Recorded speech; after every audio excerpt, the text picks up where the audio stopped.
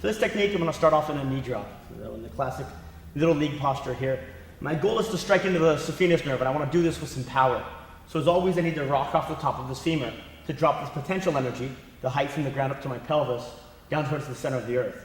The way I'm going to do that is by rotating with my hips and my shoulders to drive those two-knuckle punch to the saphenous nerve, but always with that vertical component.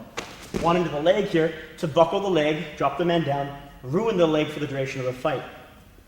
My next goal is to hook up into the throat there and grab the man solidly. So this isn't simply me wrapping around the neck to get a handle on his throat, but rather making sure that there's a shot, an up and a down shot. And there's actually some subtle work even going on with my hips to make sure this means something. Because I have a very skinny arm.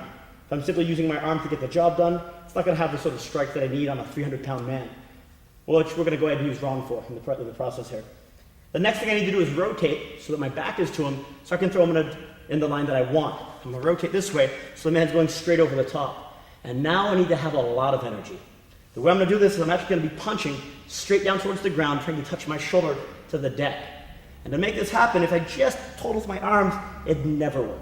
So my goal here is to drop using my pelvis, descending this way, and I'm letting my femur bend backwards, fold backwards this way. And as it folds and collapses, all of my energy begins to make that throw happen. Let's get you back up.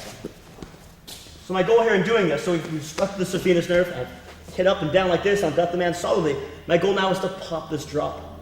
So I'm going to just drop it down, and as I do this, I'm going to get all the energy, break his inertia with my body weight drop, and slam his head in the concrete. Now, obviously for safety, my partner's going to tuck his head. My job is to tuck his head as well, so he doesn't get the top of his skull on the concrete.